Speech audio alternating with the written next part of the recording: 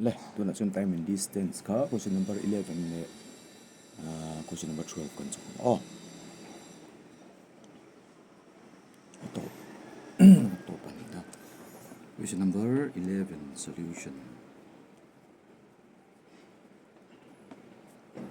Question number 11 at one. Joseph starts from his house to his office on motorcycle daily at a fixed time at the time. One Joseph at two office kal tu kan in atang khan helai tanga a tanga b kal tira hei a hi a in ta se b office ne ta se chuan fixed time ti chu tin andar kar khatari chun a tanga b kal nan dar kar khat mang tin ani chu fixed time kan shilwa chuan kan som turani so the question can if he covers this distance at 40 km/h ta hian speed kha 40 km/h a chakin kalta se ti 40 km/h kal chuan he is late by 11 minutes 40 km/h in a tang hian tlan tar ta se b a minute so pakhat tlai ta ni however if he covers distance at the distance kha ab kha fix di poka ab po fix ni e tanga b 50 km speed ka 50 km/h chakin ta se minute nga in tlai thung don 40 km tlang khan 11 50 tlang khan minute nga ani chuan a in le a office car hi ek ti hlange ati chuan chan ha separa chun distance to ab to x kan ti ve don ni ta hian distance to x kilometer kan tianga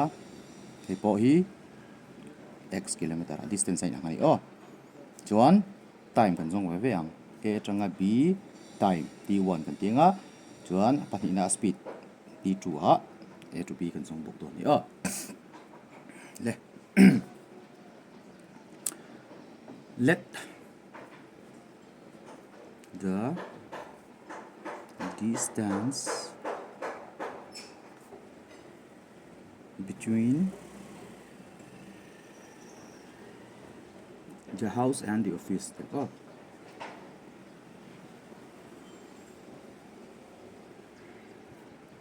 the house and the office be x kilometer a atanga b ta chong chu x ni ro se kan to ni chuan a case masa zo ka khan speed ka he ti na ti chuan first case ni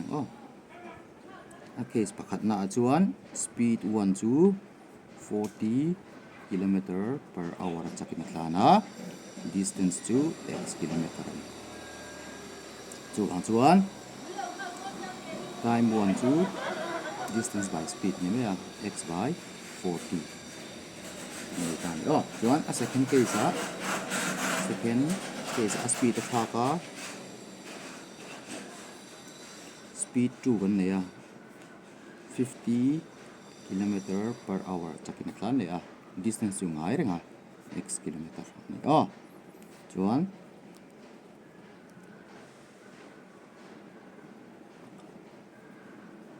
therefore t2 is equal to x by 50 ani heta hun man ab a speed kha ka hun man dan kha apanin ka heta ni chuan heta atlan le a atanga b kha 40 atlan le 50 atlan khan a time difference ta ni chu minute khalina tlaya ve khan heta minute ngai na tlai ta ni chuan ai thlau na chu minute ani nga pai mo tu we know that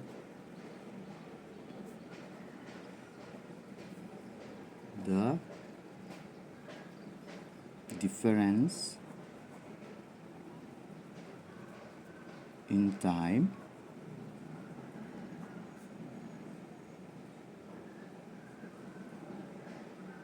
is 11 minus 5 to 6 6 minutes minute rukin thawani time difference chuan tin kan ti thei bo kan that is t1 kha tlai nem zo ka chuan t1 minus t2 thì oh hun man in thảo zong chu minute ruk 6 minutes 6 minutes run chu chan chu 11 tangin 5 kan pe ba ani oh 11 minutes minus 5 minutes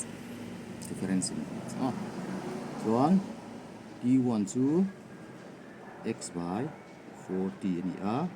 t2 chu x by 50 ani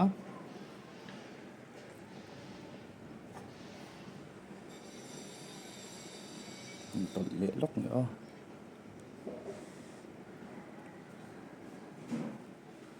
chuan LCM kalanga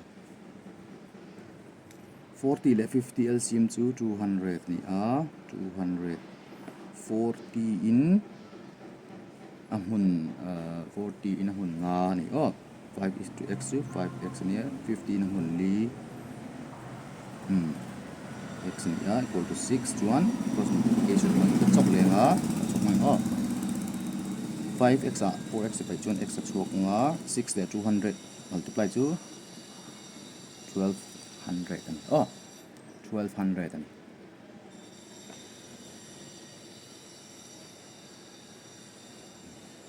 maro chu maro nai la chok thei lo 60 minutes ania time hi hours sorry hi hours at until we put 6 minutes to hours at usually divided by 60 60 cái divide kan hours at trăm chia hian kan cho thei che sorry chuan hi nine cái logic lenga x by 40 minus x by 50 cái lenga equal to 1 by 10 là một tiếng là cho thei che lo en lo tu cái bộ 200 LCM ni 5x minus 4x to 1 by 10 chuan 5x minus 4x to x nianga x by 200 to 1 by 10 ania cross multiply chuan 10x is equal to 200 ania 0 la 0 in cancel chuan x to 20 tinani distance to a atanga b tha zong chu 20 tinani 20 km therefore zong na kan chang che thei distance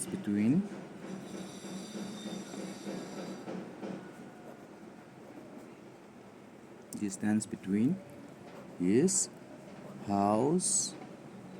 and the office is 20 kilometer kilometer som dia la ani chu ana tho na in le a office chu tuna chuan question number 12 to ber time distance to ber kana 12 solution tilenga question number 12 chuan ti hena ron ti ni Noah takes 8 hours to walk a certain place in riding back ati Noah kha a tang hian kan tran ti leng a point a tang hian b thleng ni se chuan dar car riat mangari chu a tanga b kal na Noah takes 8 hours to walk to a certain place and riding back ati ta hian Noah hi a tanga b akala akalin b atang a hi riding ati chuninge thir sakor pon me theya motor pon me the taxi in a hot in an me theya chumi chu ahun man zong chu dar car riat ni walking plus riding total time chu 8 hours among tan ni chuan adut le khan tiketi however he could have gained 2 hours if he had covered both ways riding ati riding kalama right ta se olama po right ta se ati he would have gained the 2 hours again don chuan dar ka ruk chem hang don tinan chu 8 minus 2 chu 6 hours dar ka rukin nge kheng ha don tinan chu hun man kha game don tinan chu how long would he take to walk both ways ati ke in kal ve ta se holam le kalam hi dar ka result ne han chu chu kan chot tu ni case ni kan ne ya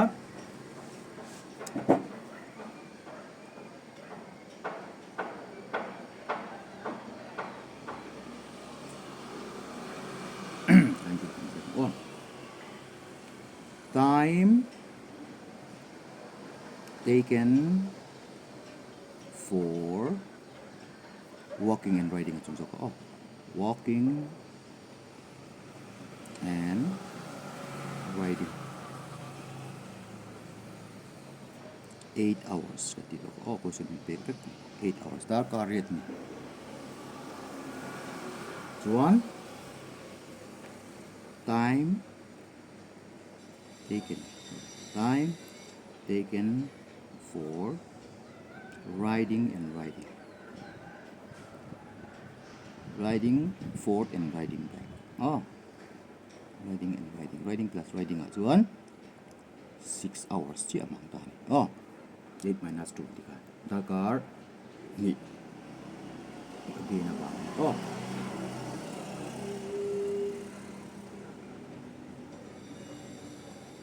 so hey,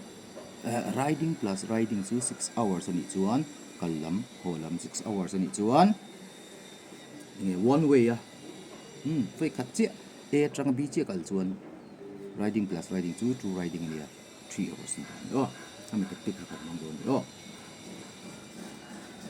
that is riding. Oh, oh, riding one way.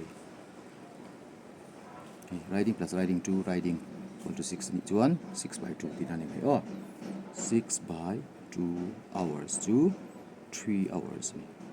dar kar thum mang doni riding chuan oh chuan he ta equation 1 so kan walking riding 8 hours ni chuan ta riding we 3 hours ka thak ma oh enzang e nan hre thei ron tan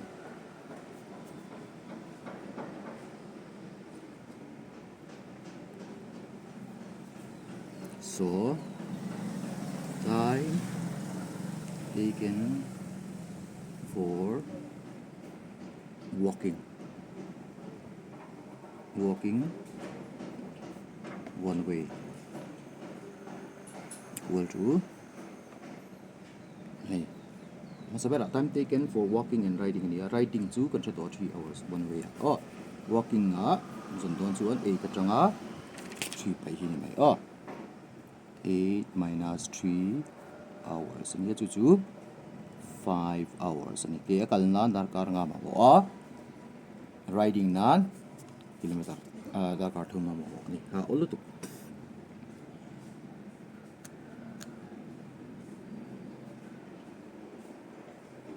chuan a zona khan how long would he take walking both ways atia chuan chiang to ni tro walking voi ni don chuan 10 hours ni oh therefore time taken for walking both ways oh walking na khan 5 hours we pe ma chuan 5 hours plus 5 hours to 10 hours oh ti khan la chaw thei ni chuan ti lo point kan chawang algebra type in oh question number 12 solution alternative method oh method dangin indoni let w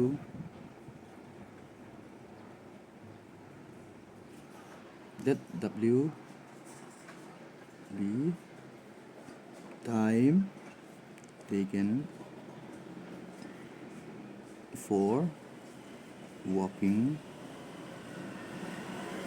one way A to B and R B time taken for riding one way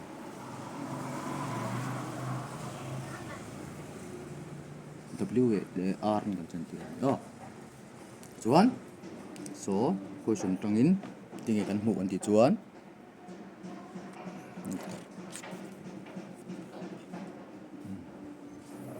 question at one.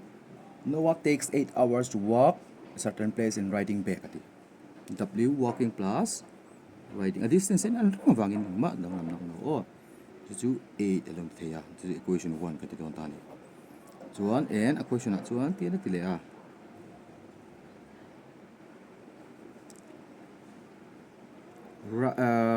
However, he could have gained 2 hours if he had covered both ways. Riding plus riding. Kalam le holam. Next one, he would have gained 2 hours. 2 hours in mami I can't claim zok dinani. Oh, gain ti ma se. Alok na 2 hours dinani. Oh, 8 hours minus again 2 equal to 6 hours. Oh, which implies 2r plus r to 2r equal to 6 here. So NT and T1 r is equal to 2 and divided by here 2 1 is 2 2 3 is 6 riding to 3 dihani. So he equation 1 and substituting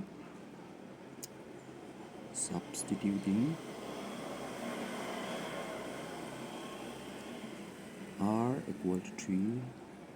in equation 1 we get then equation 1 akan tak chuan w plus r niya w plus r aya 3 dah chuan 8 ni chu walking to 8 minus 3 dong niya chuan walking to